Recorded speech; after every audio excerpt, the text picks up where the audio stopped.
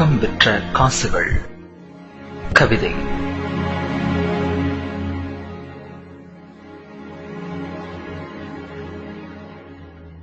இருப்பவனுக்கோ வந்துவிட ஆசை, வந்தவனுக்கோ சென்றுவிட ஆசை. இதோ அயல் தேசத்து ஏழைகளின் கண்ணீர் அழைப்புதல். விசாரிப்புகளோடும் விசா அரிப்புகளோடும் வருகின்ற கடிதங்களை நினைத்து நினைத்து பரிதாபப்படத்தான் முடிகிறது. நாங்கள் பூசிக்கொள்ளும் வாசனை திரவியத்தில் வேண்டுமானால் வாசனைகள் இருக்கலாம், ஆனால் வாழ்க்கையில் தூக்கம் விற்ற காசில்தான் துக்கம் அளிக்கின்றோம். ஏக்கம் என்ற நிலையிலேயே இளமை கழிக்கின்றோம்.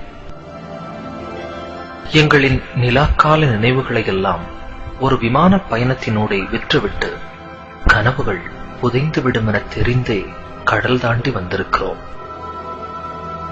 மர உச்சியில் நின்று ஒரு தேன்கூட்டை கலைப்பவன் போல் வார விடுமுறையில்தான் பார்க்க முடிகிறது இயந்திரமில்லாத மனிதர்களை. அம்மாவின் ஸ்பரிசம் தொட்டு எழுந்த நாட்கள் கடந்துவிட்டன. இங்கே அலாரத்தின் எரிச்சல் கேட்டு எழும் நாட்கள் கசந்து விட்டன.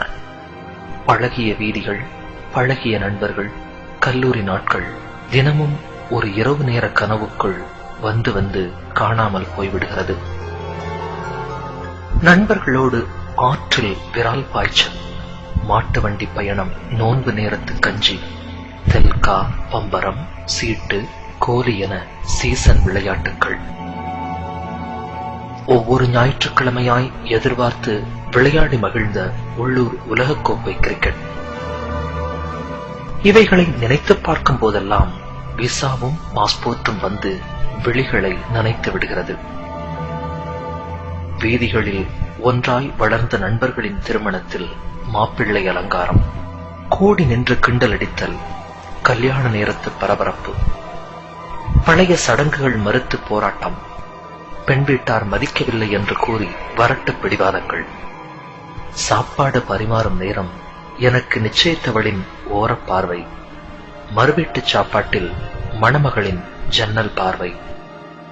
இவை எதுவுமே கிடைக்காமல் கண்டிப்பாய் வரவேண்டும் என்ற சம்பிரதாய அழைப்புதலுக்காக சங்கடத்தோடு ஒரு தொலைபேசி வாழ்த்தினூடே தொலைந்து விடுகிறது எங்களின் நீண்ட நட்பு. எவ்வளவு சம்பாதித்தும் என்ன, நாங்கள் அயல் தேசத்து ஏழைகள்தான். காற்றிலும் கடிதத்திலும் வருகின்ற சொந்தங்களின், நண்பர்களின் மரணச் செய்திக்கெல்லாம் அரபிக்கடல் மட்டும்தான் ஆறுதல் தருகிறது. ஆம், இதயம் தாண்டி பழகியவர்களெல்லாம் ஒரு கடலை தாண்டிய கண்ணீரிலேயே கரைந்து விடுகிறார்கள். இறுதி நாள் நம்பிக்கையில்தான் இதயம் சமாதானப்படுகிறது. இருப்பையும் இழப்பையும் கணக்கிட்டு பார்த்தால் எஞ்சி நிற்பது இழப்பு மட்டும்தான். பெற்ற குழந்தையின் முதல் ஸ்பரிசம், முதல் பேச்சு, முதல் பார்வை, முதல் கழிவு, இவற்றின் பாக்கியத்தை தினாரும் திருகமும் தந்துவிடுமா? கிள்ளச் சொல்லி குழந்தை அழும் சப்தத்தை தொலைபேசியில் கேட்கின்றோம். கிள்ளாமலேயே நாங்கள் தொலைவில் அழும் சப்தம் யாருக்கு கேட்குமோ? ஒவ்வொரு முறை ஊருக்கு வரும் பொழுதும் பெற்ற குழந்தையின் வித்தியாச பார்வை, நெருங்கியவர்களின் திடீர் மறைவு, இப்படி புதிய முகங்களின் எதிர்நோக்குதலையும் பழைய முகங்களின் மறைதலையும் கண்டு மீண்டும் அயல் தேசம் செல்ல மறுத்து அடம்பிடிக்கும் மனசிடம் தங்கையின் திருமணமும் தந்தையின் கடனும் பொருளாதாரமும் வந்து சமாதானம் சொல்லி அனுப்பிவிடுகிறது மீண்டும் அயல் தேசத்திற்கு.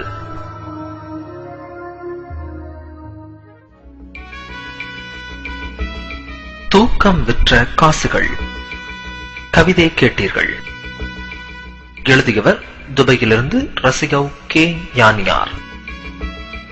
உங்களுக்கு அதை வாசித்தளித்தவர் சிங்கப்பூரிலிருந்து சதகத்துல்லா.